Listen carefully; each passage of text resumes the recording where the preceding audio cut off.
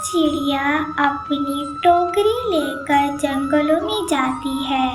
वह जंगलों से ताजे ताजे फूल तोड़कर उन्हें ले जाकर बाजार में बेचती है। उसके बदले टोनी चिड़िया को जितने भी पैसे मिलते थे उनसे वह अपना और अपने बेटे चीकू का खर्चा निकालती थी।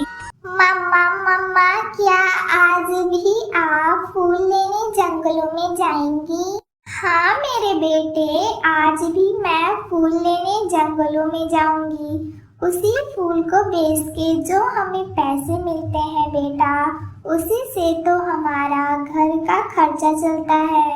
ठीक है तो मामा, आप मुझे भी अपने साथ फूल लेने ले चलें। चीकू के बहुत ज्यादा जिद करने पर टोनी चिड़िया चीकू को अपने साथ जंगलों में लेकर जाती है और वह उस जंगल में जितने भी फूल थे उन सभी फूलों की जानकारी अपने बेटे चीकू को देती है। चीकू बेटा, यह देखिए, यह एक सुर्ख गुलाब का पौधा है। जब मैं छोटी थी तो मेरी मम्मा भी मुझे यहाँ पर लेकर आती थी। अब चीकू, तुम यह सुर्ख गुलाब का पौधा देखो। इस पे जो भी गुलाब लगे हैं वह कितने ताजे और देखने में सुंदर लग रहे हैं। फूल ले लो, फूल ताजे ताजे, सुंदर सुंदर, रंग बिरंगे, अलग अलग तरीके के फूल ले लो फूल। टोनी चिड़िया, मुझे भी अच्छे अच्छे ताजे ताजे सुंदर सुंदर फूल दे दो। आज मेरे बेटे मानव का जन्मदिन है।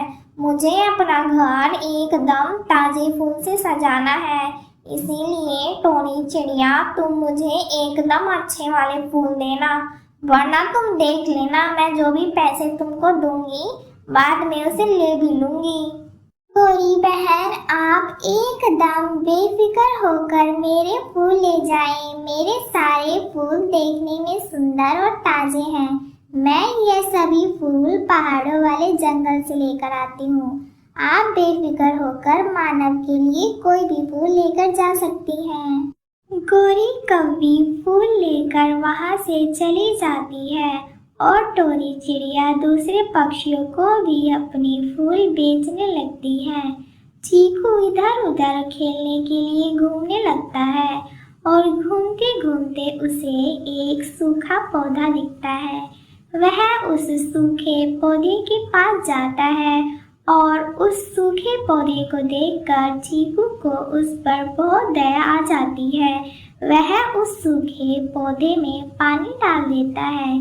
पौधे में पानी डालते ही वह पौधा एकदम हरे भरे बैंगन का पौधा हो जाता है, जो चीकू से कहता है, चीकू, आज तुमने मेरी सहायता की है। मौका पड़ने पर मैं भी तुम्हारी सहायता अवश्य करूँगा चीकू। अरे तुम तो एक बैंगन के पौधे हो, तुम कैसे मेरे से बात कर सकते हो? चीकू, मैं एक जादुई बैंगन का पौधा हूँ। मैं केवल अच्छे पक्षियों और मनुष्य को दिखता हूँ। तुम एक अच्छे पक्षी हो, इसीलिए मैं तुमसे बात कर रहा हूँ चीकू। ठीक है जादुई बैंगन के पौधे, अब मैं चलता हूँ। मेरी मम्मा मुझे ढूंढ रही होंगी। मैं तुमसे कभी बाद में आकर फिर से मिलूंगा। शाम होने पर चीकू और टोनी वापस अपने घर आ जाते हैं। कुछ दिन उनका अच्छे से बीतता है और फिर एक दिन टोनी फूल लेने के लिए जंगलों में जाती है, मगर बीच रास्ते में ही बारिश तेजी के साथ होने लगती है। टोनी बारिश से बचने के लिए एक पेड़ की डाल पर बैठ जाती है, मगर बारिश और हवा इतनी तेज थी कि टोनी के ऊपर एक डाली आकर गिर जाती है और टोनी वह डाली से घायल हो जाती है। इतने में वहाँ से कौवा और टोनी गुजर रहे थे। वह टोनी को घायल हालात में देखकर उसके पास आते हैं और कहते हैं, अरे टोनी चिड़िया, यह डाली तुम्हारे ऊपर कैसे गिर गई? गौरी बहन, मैं तो बारिश से बचने के लिए पेड़ पर आकर बैठी थी और मेरे ऊपर यह डाली गिर गई। कृपया आप मुझे बाहर निकालें गौरी बहन, नहीं तो मैं मर जाऊंगी। कौआ और कौवी मिलकर टोनी चिड़िया के ऊपर से उस डाली को हटा देते हैं, मगर टोनी चिड़िया का एक पंख टूट जाता है। फिर वह दोनों टोनी चिड़िया को उसके घर पर छोड़ते हैं। अपनी मम्मा को घायल हालात में देखकर चीकू कहता है, मम्मा मम्मा, आपको क्या हुआ? आप घायल कैसे हुई? आपका एक पंख कैसे टूट गया मम्मा? टोनी चिड़िया सारी बातें अपने बेटे चीकू को बता देती है। कुछ दिन तो उनका खुशी के साथ गुजर जाता है, मगर कुछ दिन बाद उनके घर में खाने के लिए कुछ ना था।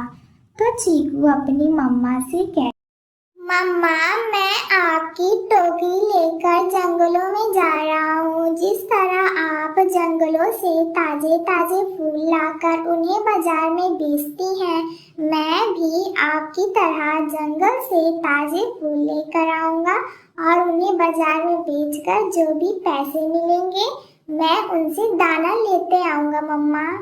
चीकू बेटा, आप अभी बहुत ज्यादा छोटे हैं, आप फूल तोड़कर उन्हें बाजार में नहीं बेच पाएंगे। चीकू अपनी मम्मा से जिद कर फूल लेने के लिए चला जाता है, मगर जंगल में उसको कोई भी फूल ताजा नहीं मिलता है। वह दुखी मन से बैंगन के पेड़ के पास जाकर बैठ जाता है। बैंगन का पेड़ चीकू को पहचान लेता है और कहता है, क्या हुआ चीकू, तुम आज इतने उदास क्यों हो? उस दिन तो तुम आए थे तो बहुत ज्यादा खुश थे, क्यों आज तुम उदास हो चीकू? चीकू सारी बातें बैंगन के पौधे को बता देता है, तो बैंगन का पौधा उसे चीकू को एक जादुई बैंगन देता है और कहता है, चीकू, यह लो जादुई बैंगन, यह तुम्हारी हर इच्छा पूरी करेगा। चीकू उस बैंगन को अपने घर खुशी खुशी लेकर आता है और अपनी मम्मा को सारी बातें बताता है और कहता है, ये जादुई बैंगन, आप मेरी मम्मा का पंख पहले की तरह एकदम ठीक कर दें।